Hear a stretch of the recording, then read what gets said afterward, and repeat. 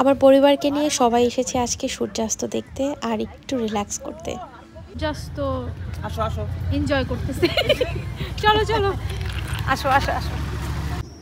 লিও তো ভয়ে নামছেই না পানিতে, ছোট বাচ্চার মতো বিহেভ করতেছিল, যদিও সে আসলে ছোটই বাচ্চা। রেডি রেডি আমার এই টাকা অনেক হাসি আমিও হাসি তোমরাও হাসো। অন্য প্রবাসীদের মতো আমি যখন বাংলাদেশে যাই, আমার আসলে বাংলাদেশে তেমন ওই মানুষগুলো থাকে না যারা জোর করে আমাকে রেস্টুরেন্টে নিয়ে যাবে, খাওয়াবে, আমার পছন্দের জিনিসগুলো জিজ্ঞেস করবে, যেটা আমার রোমে আছে আলহামদুলিল্লাহ। পরিবারকে কে না মিস করে, সবাই সবার পরিবারের মানুষজনকে মিস করে। আশেপাশের মানুষেরা, প্রবাসে বন্ধু বান্ধব যে যতই কাছের হোক না কেন, পরিবার কিন্তু পরিবারই, তাই না?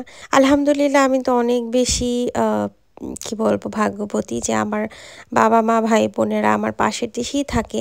তো মনে হয় যে খুব কাছে আছে, কারণ বাংলাদেশ কিন্তু অনেক দূর, চাইলেই সাথে সাথে যাওয়া যায় না, তবে চাইলেই সেই পাশের দেশে কিন্তু চলে যাওয়া যায়। বাবা মা ভাই বোন মানে পরিবারকে ভিজিট করে আসার পরপর কিন্তু অনেক বেশি কষ্ট লাগে, আর কিছুদিন পরে তো আরও বেশি খারাপ লাগে, বারবার শুধু মিস করি সেই দিনগুলো। রোমে আমরা প্রায় কয়েকদিনই ছিলাম, আমি তিশা গিয়েছিলাম এবং একদিন আমরা বিচ সাইডে গিয়েছিলাম যে সমুদ্রের পাড়ে একটু সূর্যাস্ত দেখবো আর সবাই মিলে একটু সুন্দর একটা সময় কাটাবো। আলহামদুলিল্লাহ অনেক ভালো লাগছিল।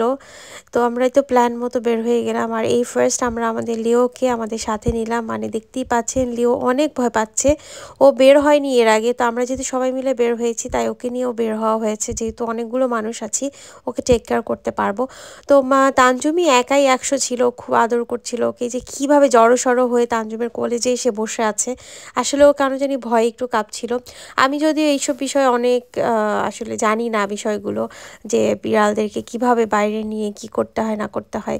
যাই হোক, সো যাওয়ার পথে একটা পার্সেল এসেছিলো বিড়ালের জন্য, লিওর জন্য, সেটাও নিয়ে নিলাম।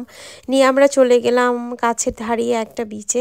তো ওইটা প্রায় কাছে ধারে না, একটু দূরেই আছে, যেতে আমাদের মনে হয় 40 মিনিটসের মতো লেগেছিল। ইটালির সৌন্দর্য বা রোমের সৌন্দর্য বলে আসলে বোঝানোর কিছু নেই, আপনারা অনেকেই জানেন যে বিখ্যাত বিখ্যাত বিখ্যাত সব দিক থেকে।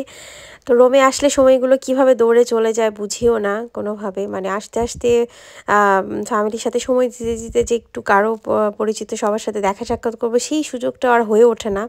এটা হয়তো বা সবাই বুঝতে পারবে, ধন্যবাদ যারাই আসলে বুঝতে পারেন। আর এই তো আমরা আজকে যা শুধু সূর্যাস্ত দেখব, তারপর একটু বসে গল্পগুজব করব, লিওকে নিয়ে বের হলাম, লিওকে একটু সবাই মিলে সময় দিব, সেই জন্যই আসলে আজকে বের হওয়া। আর একদম পারফেক্ট একটা টাইমে আমরা চলে এসেছি আমাদের জায়গা মতো। নাদিয়া তোমার হাতে কি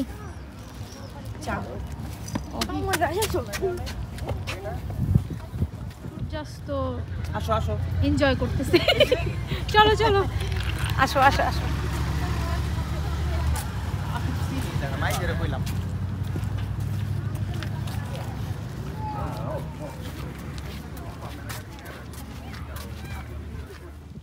কি ভীষণ সুন্দর, তাই না? সূর্যাস্ত দেখতে চলে আসলাম একদম পারফেক্ট একটা টাইমে, আর কিছুক্ষণের মধ্যে মনে হয় সূর্যটা ডুবে যাবে সেই সমুদ্রের কিনারে।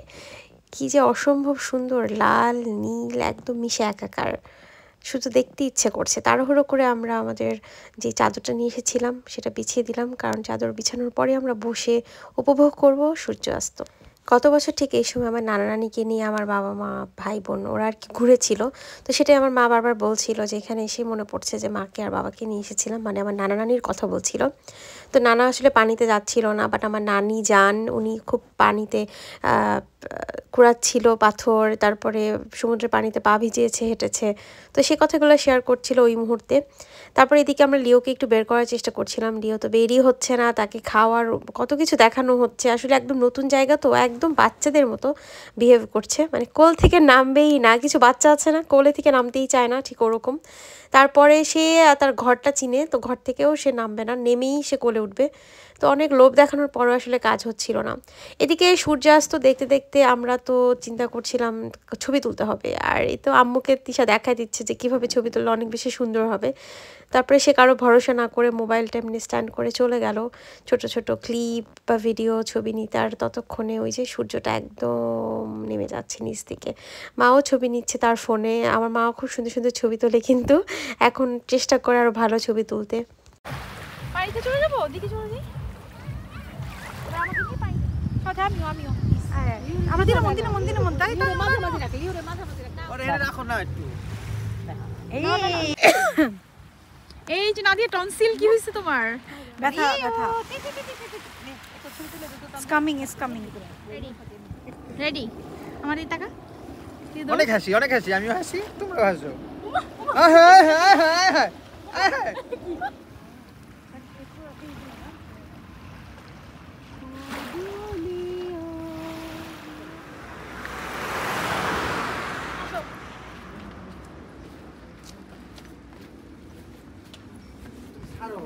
সেই দিন মা দুপুরবেলা চিকেন ফ্রাই করেছিল, ফ্রাইড রাইস, আরও অনেক মজার মজার আইটেম ছিল যেগুলো খাওয়ার পর আমাদের পেটে কোনো ক্ষুধাই ছিল না।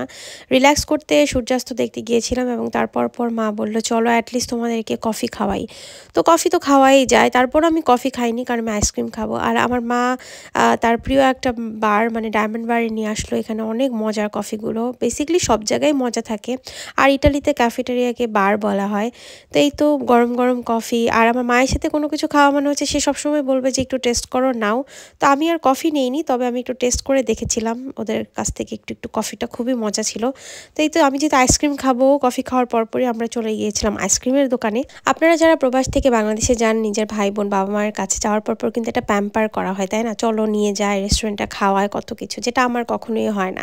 আমি যখন রোমে আসি আমার মনে হয় আমি আমার বাংলাদেশে এসেছি, ওরকম একটা ফিল আমি পাই যেটা আমি দেশে গেলে কখনোই পাই না। কারণ ওখানে গেলেও আমার নিজের টাকায় নিজের করেই খেতে হয় সব কিছু, যেটা রোমে আর করা লাগে না। সুইডেনে তো নিজের টাকায় নিজেই সব করে খাই, তবে এখানে আসলে কিছুটা দিনের জন্য হলেও খুব স্বস্তি পাই। এই তো তারপরে বাসায় চলে এসে লিওর রুমে আসলাম, তারপরে দুর্লভ দেখালো, ওর জন্য কত কিছু অর্ডার দেওয়া হয়েছে।